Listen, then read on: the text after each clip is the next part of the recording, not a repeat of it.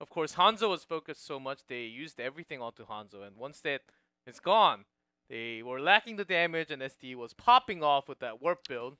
Yeah, I mean, they let Phoenix through the draft. They played sloppily. It wasn't a real game. Like, I don't actually look at this game and say, well, this is a real game that we should judge Phoenix on because of the sloppy play and because of the fact they let this through the draft. And I think that we need more data. Like, Ballistix smashing with an 18-2 score on Feliz for Phoenix balance like discussion is like not relevant. But Phoenix is strong. They clearly were mentally frustrated by it as well, based on movements and rotations. Like you said, it was night and day from game 1 to game 2. Very much different level of play, very much different rotations, and they were trying so hard to win game 1, and then game 2 it was just like there was no plan, there was no shot calling, there was no hive mind that was making the moves for Feliz. They were all kind of on their own pages. A few good movements with the Grey main sniping the bot fort while Sonya's getting the top fort, understanding what those heroes can do in terms of lane push, but in terms of team fighting and controlling and rotating, it was, you could have put SDE on the Tychus and it would have looked the same. I think Franco, on the other end, who was on Greymane and Genji in game 1, he is the best player from Feliz. I think like he stands on top, getting the spotlight also. He's so good with the positioning, the amount of damage he's able to put out, and the way he stays alive. Of course, did end up dying a few times, but compared to his teammates and with the perfect support from Liu, which has been suffering in game 2, if he goes back to the shape of form in game 1, providing silence and perfect positioning. Of course, I think losing Garrosh was one of the biggest tool. Johanna didn't really do a thing in game 2, missed Blessed Shield even a few times. And everything started to fall apart, but they got some time to think, gather themselves. They got the break time, and game 3, let's take a look at the map very soon. Yeah. I wish. But this always happened on a Saturday. Caster O just goes wild, and we just have to talk for such a long time. Yeah, I'm not sure where we're going. I don't know. But I can tell you it's not going to be BOE, Sky Temple, Braxis, or Volskaya. So it's going to be Towers of Doom, Cursed Hollow.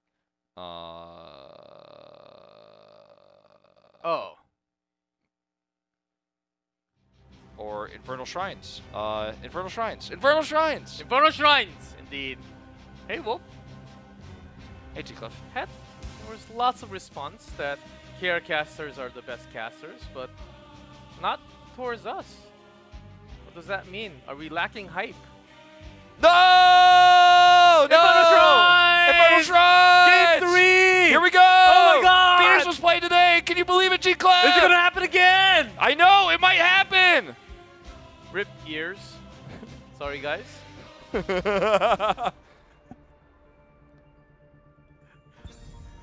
Let's do it again. 3세트 시작하겠습니다!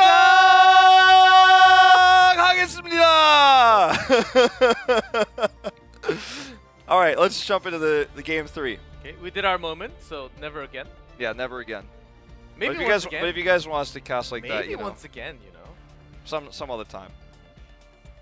I think we're gonna see a Phoenix span. It's a little bit awkward for Feliz because they have first pick, so they want the Phoenix obviously, but now it's on Ballistix. Phoenix is very strong on this map because he can control the shrine very well when he's in disruption mode. I think Ballistix is teasing, but they're gonna ban it. I like this Hanzo ban though. It's another way of having their own Phoenix now. Of course, Ballistix will be put into test. Oh, there's that Phoenix ban. Almost. Hovering it. Hovering it. Just a click away, and there's that Phoenix man from Ballistix. Well, if after playing it in game 2, you realize, and because of that, there's that Medivh open. That's the cool thing about first pick right now. You're like, ha! We got Medivh, though. What are you going to do about it? See if Ballistix picks the Sonya here. Or Diablo. Because Sonya is so good on this map, too. So, because of the Sonya synergy with Medivh, she might just get that high priority. Wolf, we've been reported. I know. A lot of people are mad. That's fine. So, Ballistix. Other options here are the Garrosh Malfurion. but then you give over the Sonya. Can play well against the Sonya with the Garrosh, and Malfurion obviously can limit what Sonya can do if the roots are good. Magi's been really good on the Malfurion this year. Much better than last year, honestly, when we did have a few double support Malfurions. Looks like that's the path they're going to take, away from the Sonya. Oh, okay. So now Feliz has to lock in the Diablo if they want it. And this And is we key haven't map seen- for Diablo too. Yeah, and we haven't seen a lot of comps that don't have Sonya or Diablo with Medivh. Like, it's very rare. It's mostly been Genji comps that don't have the Medivh or the Sonya, and it just hasn't been very good. You don't gain that much when you run a high mobility assassin like the Genji with Medivh, because he's already got dash. Like, he doesn't need your portal. Going back to Feliz's old game in Infernal Shrines, they had the Medivh, but with the Ragnaros. Of course, with Diablo and Genji, as we mentioned. Also, the Stukov support was the way. Stukov is going to be chosen. But not the Diablo this time. Yeah, so it's a pretty high chance that's going to, well, let's just say Feliz is going to have to experiment with this one. I don't know if this will work. You have Stukov so that you can pair up the silences with your teleports. You could teleport Stukov in, or you can chase a lot of targets with Stukov, because if you build his silence range and then you jump out of the portal, you're like silencing a mile away, and you can shut down a lot of people from approaching you. You can also silence and then jump into the portal. Even a Tracer ban. Tracer ban, indeed. They're limiting what a CSC can play. I'm liking the draft from Feliz a lot, but what they have played in game 2, they were really sloppy in terms of macro, but this seems more of a practice comp with the Medivh. Now they have their Medivh comp. They still need to decide their own ranged assassins. Seems like they are really going towards that Genji, but if that's taken away by Ballistix, maybe with Malfurion it's going to be less likely, but still possible though.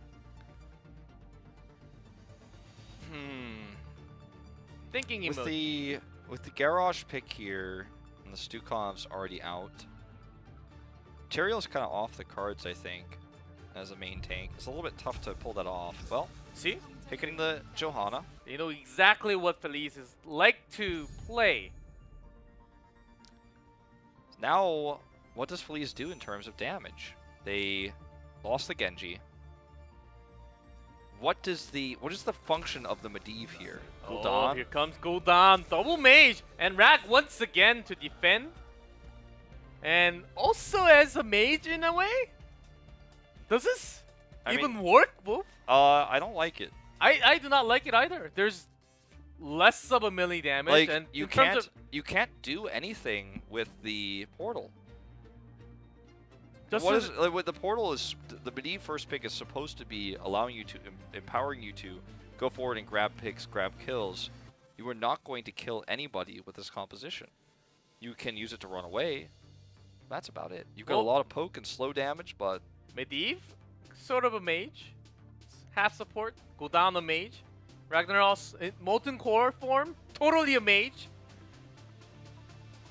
So, Portal's going to be mainly for not to initiate fight with Diablo. That has been the way with the APOC combo also, but in this case, mostly for the escape. Junkrat's going to make that even tougher now, as he can concussive mine the Right exit. onto the portal. I was thinking they might go for Greymane, because everything about this comp is really squishy except OJ on the Garrosh. And sure, it's going to be tough to get in there and do burst damage when there's Medivh shields, but what the Junkrat accomplishes is that he's got slow sustain damage, so he's going to continue to do damage even after the shields wear off. And after that circle protection is over, this is not the nerfed circle protection, by the way, once that's over, you have a Riptire coming through, and you're going to do a lot of burst damage that way, so sustain damage into burst. Genji does not have anything to empower his Dragon Blade. This could even be an X-Strike game. But there's a lot of ways to kill Gul'dan with the Genji if he's out of position with that Dragon Blade, so both viable options here. Unless we're missing something from Feliz, what they are trying to do here. Lava Wave? Vein of... No, that doesn't exist. Lava Wave? No. Not in this game. This is not SEA. One thing they can actually look for is a smash kill with the taunts pair. That's... Yeah. That can happen. Oh, that definitely can work. Onto a Junkrat or even a Sonya, because Malfurion does not really provide any Divine Shield, so to say. They can use the portal for that. They can also leyline smash. That is definitely viable. And that's also how they won their game in Infernal Shrines for Feliz last time. Sonya already up in the top lane. Ragnaros needs to get over there, because missing a lot of experience now, and pressure is in the lane. Does head over there. How this comp is going to function in team fights for Feliz on the Shrine is going to be mostly poke oriented. But they don't have a strong Shriner. They're going to have to hope that they can get control of the Shrine, get like 15, and then Molten Core. That's the plan. But it's such a weak plan. We've seen this idea fail so many times in Korea right now.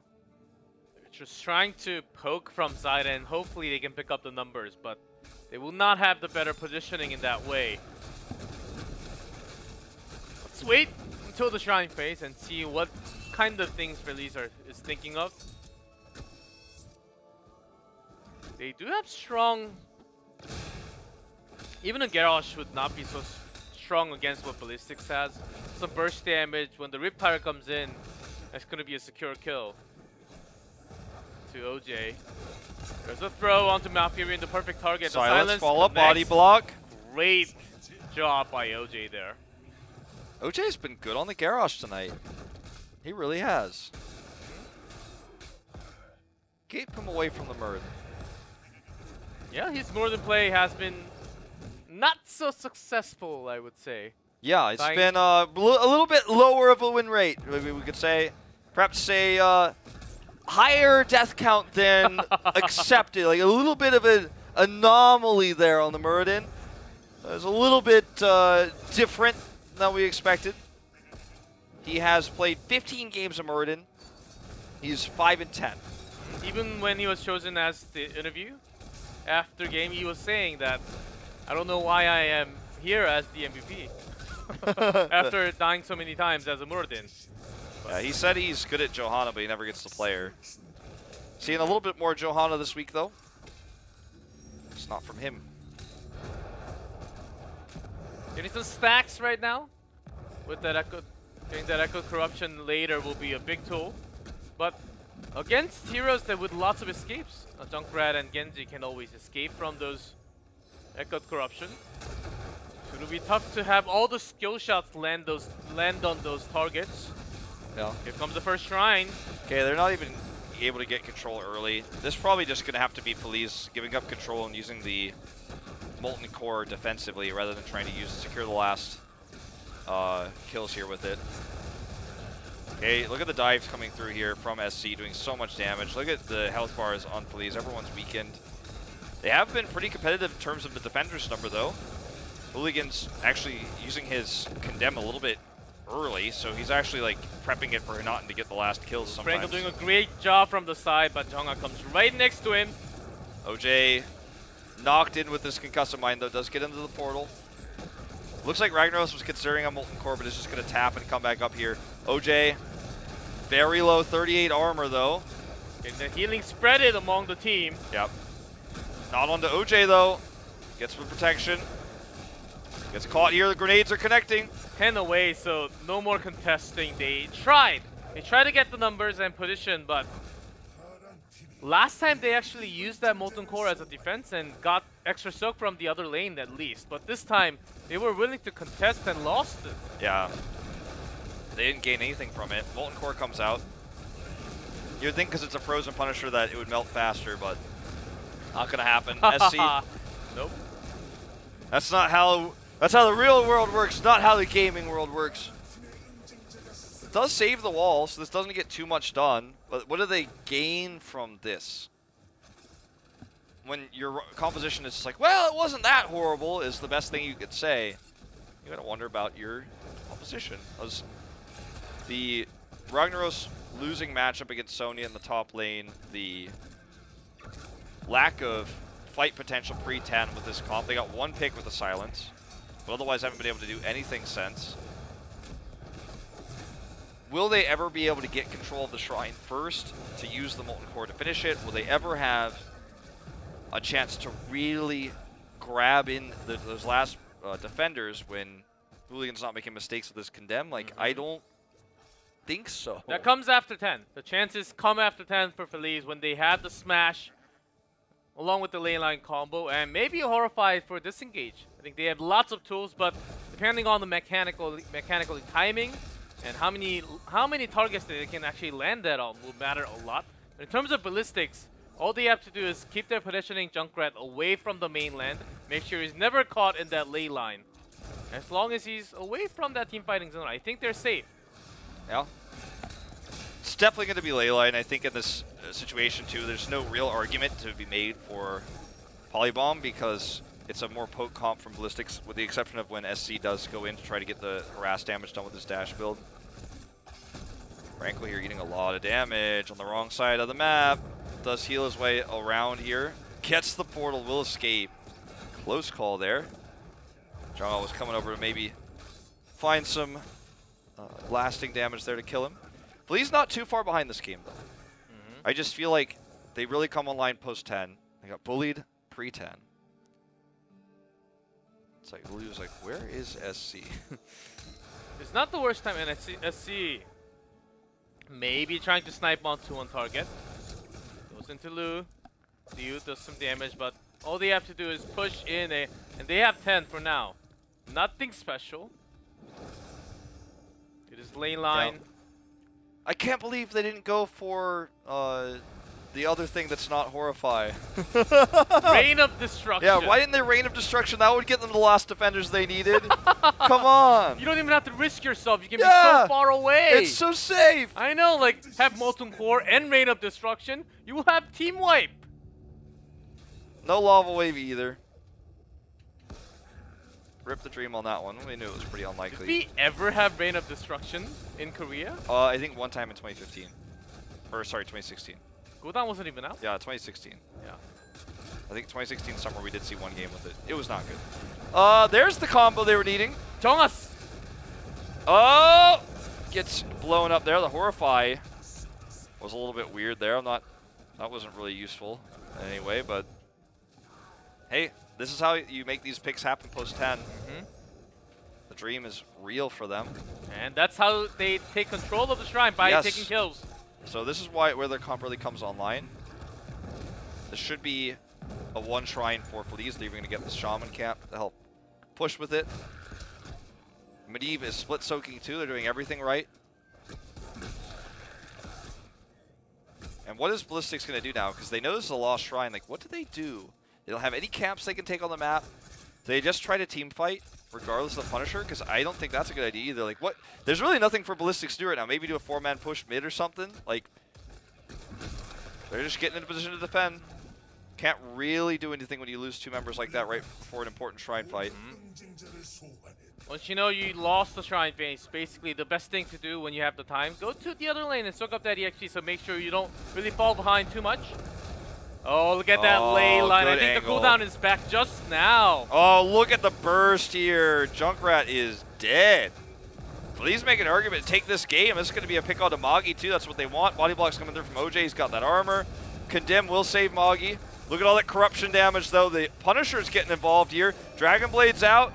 Horrify misses again. If that landed, SCSC was going to die. Yeah, he'd be dead by now if it did. But it did not.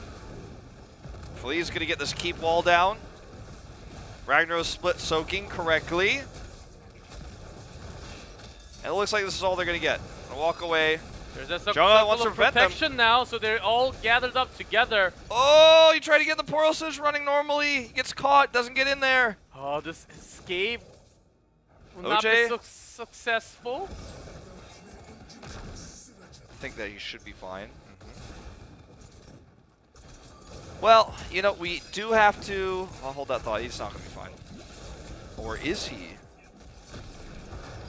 Oh, gets taunted, and that's going to be a kill! Oh my god! Onto SCSC! That armor! I wasn't going to say anything. I was just going to let everyone enjoy it. Well, there you go. This has been a sloppy game. And honestly, I have to say it's been a cleaner game from Feliz's side. Let's not talk about the Gul'dan. The Circle of Protection here going to make this a one fight for Feliz. Going to grab this camp, stealing it. Looking for the neutral camp now as well.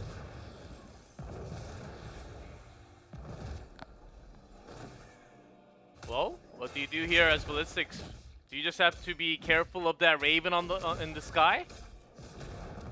I mean, the Raven, you have to keep track of it always nonstop, because one of the reasons why we've seen successful Medivh play in this tournament is the leyline flanks, especially with Diablo pairing, and even without the Diablo pairing, they have Horrify, they have the combo with the Sulfurious Smash, and that has been really successful today. And it's very difficult actually to do that. Like timing has to be really good. You have to have practiced it a lot. Frankel's Horrifies have not connected yet, but there's always that potential. And then you have the counters. We saw the taunt and the Horrify against the diving Genji. So, I mean, Ballistix, what they need to do now is just respect the Raven. They need to play more carefully. They need to not be overconfident, because these combos will hit, and they will kill people. Like, Junga has to leave. Sees that Raven there? It's like, nope, getting out of here. Because you have to, if you're alone, or if you're, you know, even if you're grouped as two, and this roaming comp hits you, you're dead. So instead, you just hide, avoid the comp, and then soak. Look at the mid and bottom lanes. This is what Feliz was having problems with in the early game, is they're roaming and trying to look for kills and then losing too much soak. Now, you know, they're winning the kills, they're getting these picks, but Ballistix is responding. SC, is he going to get stuck here? Leyline is up, but I don't think they want to use it on him. They just want to get the kill there. Oh, dodges the smash, but he's still so low. Deflection. He gets away, but the Horrify finally connects and kills him.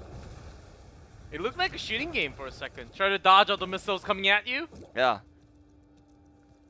Almost dodged him. Don't worry, he's going to use a continue after 24 seconds. He'll come back. But they have control of the Shrine again. They still have Leyline, but not the follow-up combos. But the fact that they don't have to worry about SC is so nice for them. Oh, blown up is Johanna. Stun locked here. The portal for the chase. Talking about how portal's not going to do much for the chase in this map, but when you actually already have two dead, you can do a lot with this. You can chase deep. You can find these kills. SC's mind barely saves Junga out of the trouble there, but having Johanna dead for the next 25 seconds means that Punisher will be going for Feliz, and they have the control over this game. What we thought triple mage-ish draft, which looked kind of weird at first, but once we knew, and we were talking that after 10, they will have that combo, and so far, they are making it work, and that's against the Malfurion healing. And you can't really stop the burst damage coming in. You can't. And they went Tranquility as well. If they can avoid these combos, they have the better healing, and they can use that to bring us to like a much closer game here, but they just need to bait these out early or have Johanna absorb all these, because she can, of course, Iron Skin out of most of the types of damage that these have coming over here. Using it obviously now to draw the Punisher back. SC comes over. He was looking for a flank, but has to play defensively. It's an Arcane Punisher, so committing to a fight here is very difficult. Punisher's got its sights set on the keep now. Quest completed here for OJ as they move through. Punisher gets the double stun. Ooh, that was a nice grenade there. Or mine onto OJ, but there's the portal. That's an escaping tool. Once they're chased, they have that portal, and Circle of Protection from Aimer. It's helping Stem so much to sustain the fight with Stukov healing coming around. They didn't get the keep, but they pushed all the way into the wall. They got what they wanted, still in a great control of the map. And Ballistix, whenever they tried to come out to release that wave clear, they get chased with the portal with the lane line seal, trapped in there. So, like, how do you approach a fight as Ballistix? You have the iron, sorry, not iron. You have the Blessed Shield. You have Dragon Blade, but you don't have anything else. Riptire can't start a fight. They just don't have any way to start a fight. Like, if they had Twilight Dream, they'd have that at least, but they'd be tough against this comp, so I understand why they go for the Tranquility instead. But it's just so difficult to come in and set up an engagement when their opponent's got Circle of Protection, they have portals to disengage, you have no real CC outside of Blessed Shield. It's a tanky composition with the with the Garrosh. So how do you realistically start a fight? I don't know if you can. I don't know if you do. It's really hard. Ballistix, when they look for the poke, look for the sustained fight. And Feliz has all the tools to stop that sustain from happening. They are going for that burst, have Circle of Protection to protect their allies, and also burst damage from the smite. Horrified to connect if everything misses.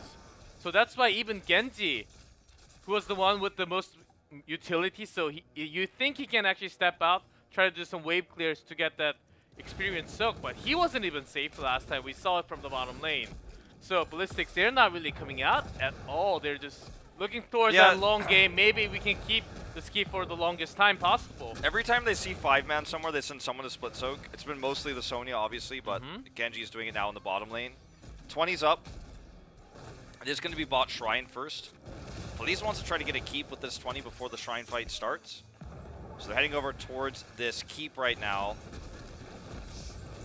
Joanna just coming up for the Condemn. They're trying to slow us down, but look at this double camp. Ooh, level 20 upgraded Leyline. You gotta be careful. Yeah, you just have to let this keep go down, unfortunately. And deal with this camp, and then go ahead and deal then, or move over towards the Shrine. Feliz has Molten Core and 20. Medivh cheats, makes it so difficult to get into good position. So, we are just seeing them actually give control of the Shrine and soak for 20. Problem is, this means that Feliz knows, okay, oh, they're not going to contest. We could just take camps, take control of the map, slowly grab this. And, you know, Jung's having to deal with this catapult push. And Ballistix just has to respect this. They already have the bottom keep is full health, so they might not even necessarily get a core push with this, even though they were ahead with 20. They took their time. But Ballistix knows that it's very unlikely Feliz wins the game of this unless they make a huge mistake. So they've just decided to play the safest way possible. Hope to win a defensive fight, because they have so little initiation here. And with this Punisher, it may just be double keep. Sonya's, they got that 20. Promised 20, but what else can they do? They can sustain a lot more. Johanna was not even safe oftentimes. Indestructible available now. Alright, SE needs to be over here. He needs to be damaging this Punisher. They're going to get the keep so early. Riptire coming for the flank. Is this how they initiate? Jungha as well. Hitting OJ. OJ is the target. Waiting for the circle protection, but the tire is burst. No damage coming down. Medivh is going to get the double ley line. No stun follow-up, though. Bit of a mistake there. Dragonblade doing tons of damage. Circle protection and that slap to keep everybody alive. SG is playing with fire. Gets taunted, though. Yeah, he gets taunted. Very low. Gets the kill here. Gets the reset. Frankel going to be the next to die here, it looks like. Killed there by the Junkrat. And Ballistix will survive. They may be able to turn this into a counter keep. Sonya dealing with the last bit of the Punisher right now, as that right now we're just seeing OJ try to buy time, try to survive here for the respawns to come through. We're looking at 65 seconds of death timers. And Ballistix finally takes a fight. It's been a long time this game. It's been a long wait for this. But they will get it. They're going to go for the mid keep, because they want to make sure that they have at least one lane of pressure against Feliz, rather than just equalizing the pressure. You see the pings, they're going through the wall and then directly to the keep, saving time. They want to try to maybe even core this. I think so. Crazy. It is. They're going for this. They cut to the wall. Garrosh died so late. I think this is totally possible. Hey, going for onto the core directly. They've got Sonya. This is a Sonya composition, so this definitely could work. I've got Tranquility. Riptire's back up, bursting on that shield. Here they come, though. Hooligan just trying to peel right now. Here comes the first slap coming out from Liu. Tranquility's here. Leyline Seal getting the double here. That's buying a lot of time, but there's so much damage. With so much damage, Jonghan's still alive, 10%, and that's going to be 4 going down. They're going to get it. They're going to get the 3-0. Decisive play here after the win. Their core was going down in 2 lanes of catapults, and they still made it happen. One single team fight. One single team fight after 20 was enough for them to go directly to the core, through the fort, through the wall behind the keep, and not towards the wall. The wall with the least HP. Saving time, going for that lethal core. That shot calling at the end was crisp. I like those kind of play, but waiting for the perfect moment. That slight miss from Ragnaros was huge, but SCSC, the one real MVP there, is alone. Genji 1v4, dodging all the skill shots, deflect, Swifter striking out to be safe. What a player there. What a player.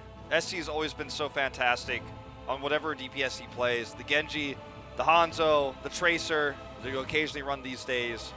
So powerful. Not a lot of damage when you compare him to other heroes in this game, like SDE. Well, actually, I guess SDE is the only one higher, so as it turns out, like, he did get a lot of damage, but he could have done more if they were able to win fights where they were able to initiate better. They took the only fight they really won was a defensive fight where they were able to catch everyone on the retreat. So that's what they needed. They win the fight in the end. They get the full wipe, and they win the game right afterwards. The Garrosh late respawn.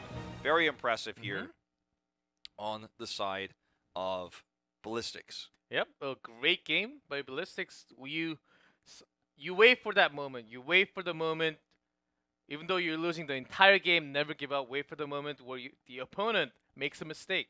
You find the hole, you dive in, and go for that late team fight. And that's how they won. Even though they had a keep down on the top. They were going to lose the keep, maybe. But having that Riptire as a threatening tool from the side, of course, did not do the damage. But Franco was off to a weird positioning because of that. That all started with the Riptire. Great way of just having the patience, and they are the Eastern Clash winner teams, champion teams. So having all that experience really helped them a lot in this game, I think. It really did. They have the understanding to just be patient, not lose your head, play safe. It's such a combo-based comp that their opponents are running. So Feliz is looking for this ley line to the stun. They messed up a few times actually in that last fight with the ley line coming sideways. Immediately stun came out from Hanaten like way too soon. Way too soon, yes. Way too soon. So that was an issue. There were some other issues. So Blaze Bliss was saying, like, in the most high tense moment, we're going to be the ones that come out ahead in this fight. The Riptire was blown up. Didn't even get to do that damage. Circle Protection bought time. They targeted it. It was very impressive play, but still, Ballistix comes up with the last fight.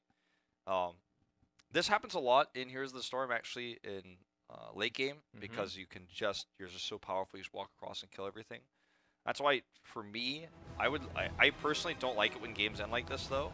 I feel like Ballistix were able to take that one fight, and they just kind of walked across the map. They got rewarded for that one moment. I wish the core did more damage or had more health in the late game for situations like this, but obviously it would change the game time a lot. Either way, I don't design this game, G-Clef, but yeah, it feels bad for Feliz. You know, they had 2 great games tonight. First game, they brought it to the brink, and we were super close. They were down 2 keeps for so long in that game, and they brought it back. Then the third game, ahead the entire game, totally controlled the map with their draft. That I looked at the draft and said, I don't think this is going to work. I don't have faith. But they got those picks over and over and over again. They were rotating correctly. They were getting those kills. Lose the last fight, lose the game, lose the series. So I feel bad for them a little bit. Miracle, on the other hand, was probably a little bit scared watching this series, watching game 1 almost go over to the side of Feliz, yeah. And then the third game as well, they're probably like, ooh, don't want to go that Crucible, so Ballistix, please. There was a chance, and Feliz, I really loved how they prepared for tonight. Of course, game 2, but game 1 and game 3, they had the team, they knew exactly what they were trying to accomplish. They made it work. Executing against the world-class team is very hard. They're a new team into HGC Korea this year in 2018 from Open Division. And what they are accomplishing, of course, not really winning any sets, but still what they were able to do against Ballistix tonight, I think it shows a lot of promises going. Maybe they will be going towards that Crucible, but still against an open division team shouldn't be much of a problem. Yeah, I think that this gives me hope for them to win that Crucible match, like you're saying. Like, this series was really good. Both Miracle and Feliz really showed off play tonight. Very, very much different results than I expected. Sure, the 3-0 is what everyone expected for the second series, but not the games being this close. No one expected that. So it's pretty cool to see these 3 new teams coming to HGC this year really perform well. Yeah, they've been climbing a lot. Of course, Miracle contesting alongside. But before that, before we jump into interview, we're going to have some highlights